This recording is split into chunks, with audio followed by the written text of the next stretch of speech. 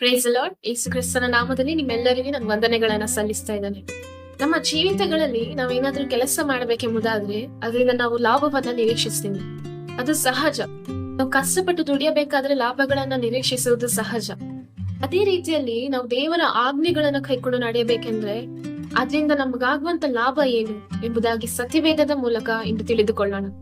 ಸತ್ಯವೇದದಲ್ಲಿ ಧರ್ಮೋಪದೇಶ ಕಂಡ 5ನೇ ಅಧ್ಯಾಯ 29ನೇ ವಚನದಲ್ಲಿ ಹೀಗೆ ಹೇಳ್ತದೆ: ಅವರು ನನಗೆ ಭಯಪಟ್ಟು ನನ್ನ ಆಜ್ಞೆಗಳನ್ನು ಕೈಕೊಳ್ಳುವಂತ ಹೃದಯವು ಅವರಲ್ಲಿದ್ದರೆ ಎಷ್ಟೋ ಒಳ್ಳೆಯದು, ಆಗ ಅವರಿಗೂ ಅವರ ಮಕ್ಕಳಿಗೂ ಎಂದೆಂದಿಗೂ ಒಳ್ಳೆಯದಾಗುವುದು.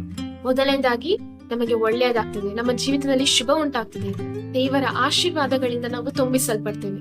ಆತನ ಪ್ರೀತಿ, ದೇವರ ಸಮಾಧಾನ, ಸಂತೋಷ ನಮ್ಮ ಜೀವಿತಗಳಲ್ಲಿ ಎಂದೆಂದಿಗೂ ಇರ್ತದೆ. ಇದು ನಮಗೆ ಮಾತ್ರವಲ್ಲ, ನಮ್ಮ ಮಕ್ಕಳಿಗೂ ಕೂಡ, ಅವರ ಮಕ್ಕಳಿಗೂ ಕೂಡ ಒಂದು ದಿನ 2 ದಿನ ಅಲ್ಲ, ಎಂದೆಂದಿಗೂ ಸದಾ ಕಾಲವೂ ದೇವರು ನೀಡುತ್ತಾರೆ. ಅದೇ ರೀತಿಯಲ್ಲಿ ದೇವರು ನಮಗೆ ತಂದೆಯಾಗಿದ್ದಾರೆ, ನಾವು ಆತನ ಮಕ್ಕಳಾಗಿದ್ದೇವೆ. ಹಾಗಾಗಿ ಮಕ್ಕಳು ತಂದೆಯ ಆಜ್ಞೆಗಳನ್ನ ಕೈಕೊಂಡು ನಡೆಯಬೇಕೆಂಬುದಾದ್ರೆ ಅದರಿಂದ ಯಾವುದೇ ಲಾಭವನ್ನ ಬಯಸುವುದಿಲ್ಲ ಅಲ್ವಾ? ದೇವರ ವಾಕ್ಯದಲ್ಲಿ ಸತ್ಯವೇದದಲ್ಲಿ ಹೀಗೆ ಹೇಳ್ತದೆ, ಪ್ರಸಂಗಿ 12ನೇ ಅಧ್ಯಾಯ 13ನೇ ವಚನ: ದೇವರಿಗೆ ಭಯಪಡು, ಆತನ ಆಜ್ಞೆಗಳನ್ನು ಪಾಲಿಸು, ಯಾಕೆಂದ್ರೆ ಇದೇ ಮನುಷ್ಯನ ಕರ್ತವ್ಯ.